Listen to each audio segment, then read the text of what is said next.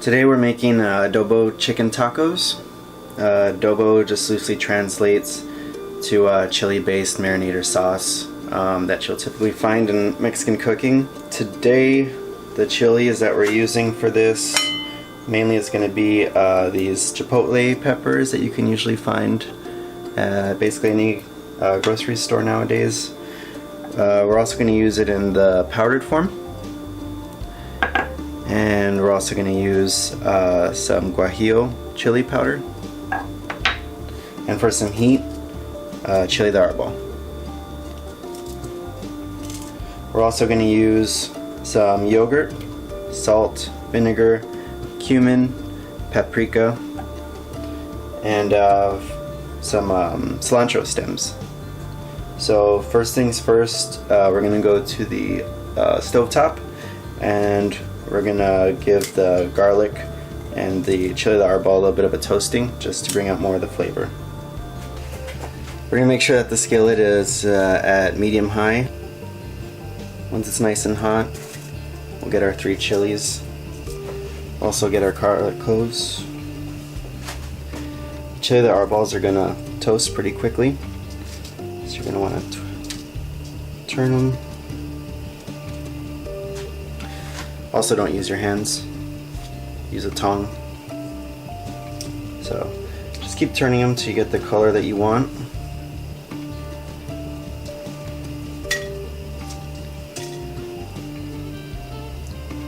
This right here is what we're looking for. Just a little bit of color, but not burnt.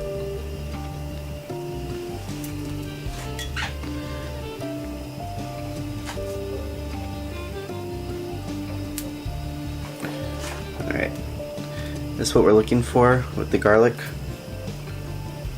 Nice little bit of color, tiny bit of char. We're going to do the other side, and then try and do this rounded side, and they should be done. Alright, now that we've toasted the garlic and the chile de arbol,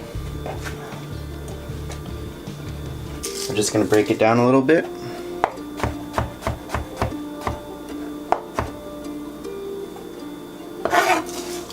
We're going to cut these up a little bit as well. Okay, if it goes everywhere, it's fine. Chile de arbol is going to give it more heat. The chipotle peppers are going to give it more of that smokiness. The guajillo is going to give it more of an earthy flavor. We're going to put in a pinch of coarse salt. Maybe a pinch and a half. That's going to help break everything down. We're also going to get these cilantro stems. Break them down a little bit. I'm using cilantro stems because they can hold up to the heat a little bit better than the leaves, and in the leaves we can just use at the end as a garnish. I'm just going to start pounding.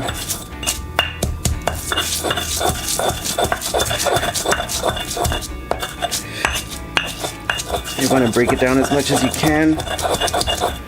Trying to create as much surface area as possible.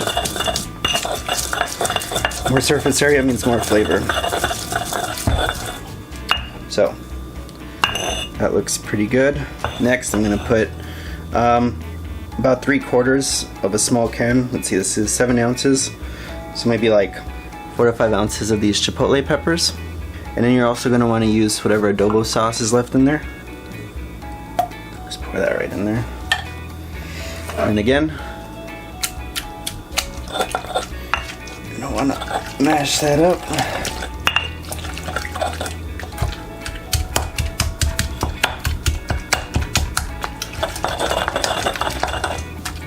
Doesn't need to be perfectly ground. There could be strips of the peppers in there. We'll just add to the rusticness of the dish. So right there, that's good enough for me. So before we go any further, we're going to transfer all this to a bowl. The molcajete is porous, so we want to extract as much as we can, and because it's porous, some of the powder might stick. So we have a spoon.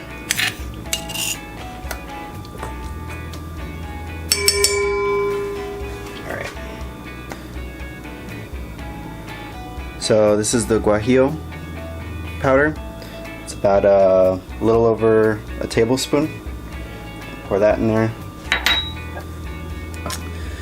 Next is the chipotle powder. Since obviously we have a lot of chipotle in there already, it's really just going to be a dash. Anything that you find powdered versus fresh, you always want to make sure you have the fresh variety, but when you turn something into a powder, it changes the flavor a little bit, and sometimes it's nice to have that contrast. So sometimes if I'm making something with fresh garlic, I'll add a little bit of garlic powder because it tastes a little bit different and it's just a little bit of a contrast. Next is paprika. Paprika is, I'm putting this more for the color than anything else really. About a teaspoon of that. Cumin. About a teaspoon of that. A little bit of cumin goes a long way. And then we have a little bit of white vinegar, about a tablespoon. I'm using a light non-fat yogurt because that is just what I have. But I suggest you use just regular yogurt because it's more fat, more flavor. So we're going to do about 8 spoons worth of it in there. And we'll mix it up. The reason we're putting yogurt is as the chicken marinades, it's going to make the chicken a lot more tender. This looks really good. Now we're ready for the chicken. So today we're using chicken thighs. I need to clean them up a little bit. Obviously there's a little bit of extra skin that I really don't want. Nothing too crazy. Just anything that hangs over the edge we'll get rid of. And then I don't know if you have made tandoori chicken before, but it's an Indian chicken dish and they score the chicken. That way the marinade can get deeper into the actual meat. So every bite you take, not just like the skin or just the outside area, has a lot of flavor. Every bit of the chicken has flavor. And since we're making tacos today, and I'm gonna be taking this apart to make tacos, I feel like that'd be a good idea, just so we could get more flavor in it. So just gonna to this side.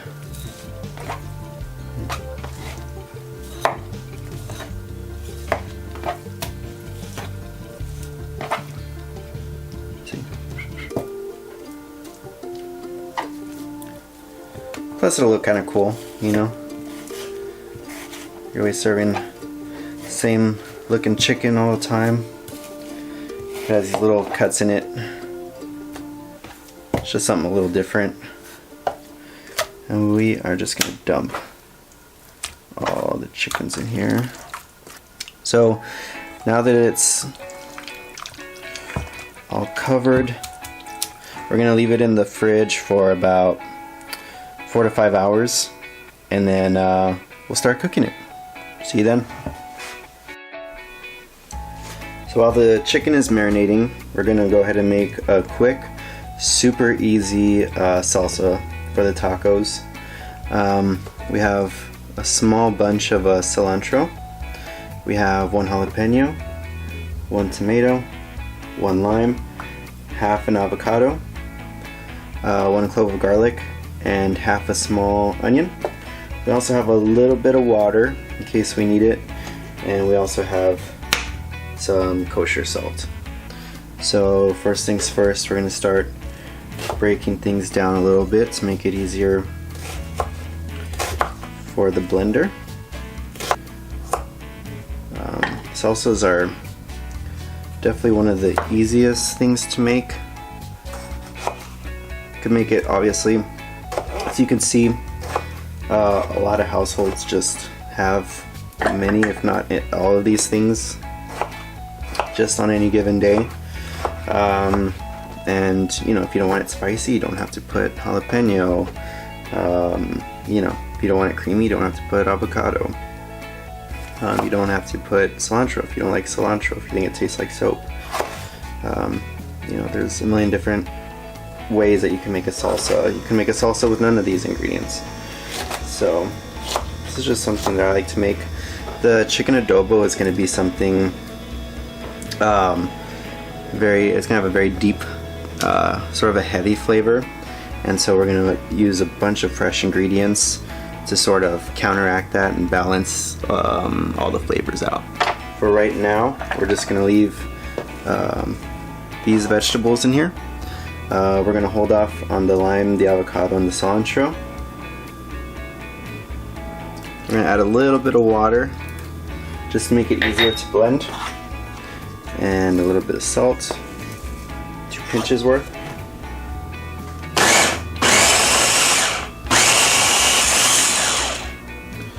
Let's take a look. So, looks pretty good. Gonna get the avocado. We're just gonna start spooning it in there.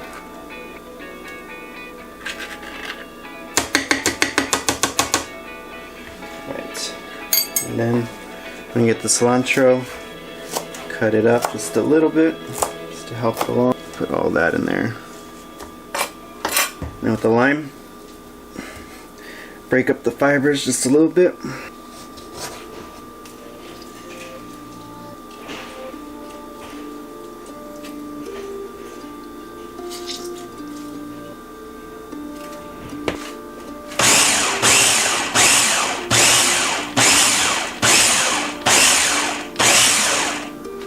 So the reason I added cilantro and avocado at the end, so I could pulse it and it still not be completely ground up. Maybe there'll be some small chunks and you could taste it a little bit better that way.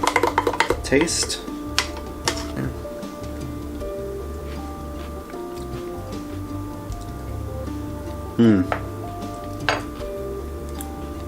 Yeah, it's perfect, doesn't need anything.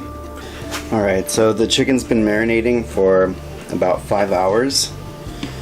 So I'm presetting the oven to 420 degrees and I'm getting my cast iron skillet nice and hot. We're just going to take the chicken out and we're just going to pat it just a little bit. That way it gets a nice sear. If it's too wet, it's just going to steam and you're just going to get a soggy chicken. Again, you don't want to take it all off, but you don't want it to be super wet. Alright, our skillet is nice and hot. You can see smoke starting to rise up. So we're going to add a little bit of oil. And then we're going to start getting our chicken on there.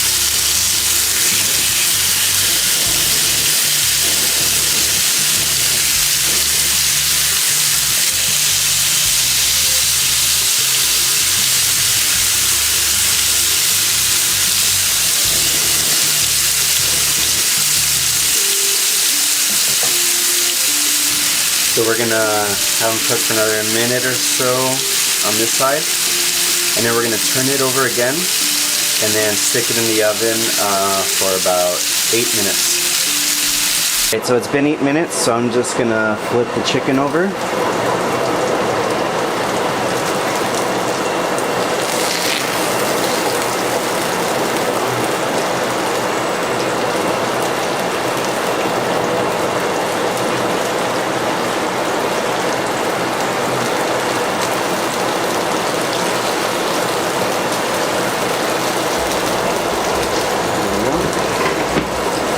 Then we're gonna put it in for another 7 to 8 minutes, and then we'll pull it out. So while the chicken is finishing up in the oven, I'm gonna go ahead and get started on chopping up some cilantro, onion, and prepping some lime for the tacos. That's good. One sec.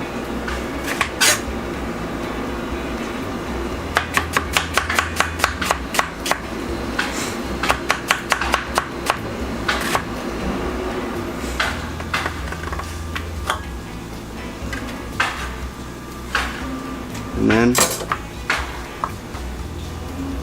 lime, let's see, do it like this. They have these nice little limes to squeeze onto your tacos. So our pan is nice and hot, just put some oil on it. We're gonna go from high down to medium.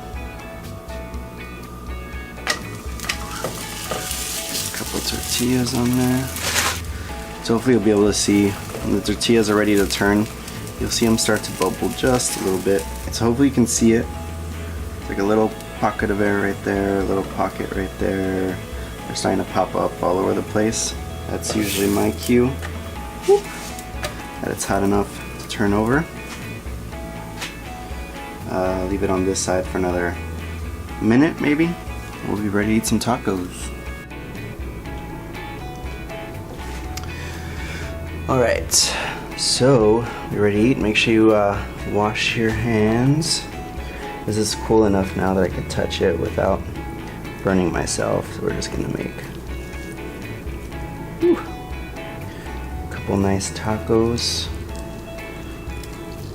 Feel free to use a fork and knife, but it's not really my style.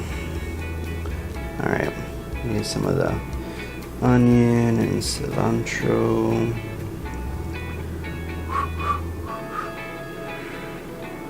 And a little bit of lime juice. Some salsa.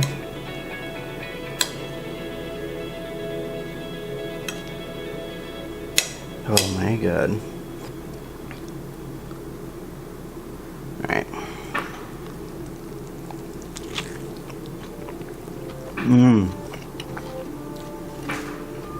I haven't had a chicken taco like that in a while. Chicken is cooked perfectly. The chicken has sort of a deep, spicy flavor, and salsa just complements it perfectly because it's so light, so fresh tasting, a little bit creamy thanks to the avocado, and then you get the contrast with the onion, the creaminess from the salsa and then the crunch from the onion. They contrast each other pretty nicely. Yeah, wow. And the chicken skin came out perfect. Not soggy. Yeah, try this out. Let me know what you think. Thanks.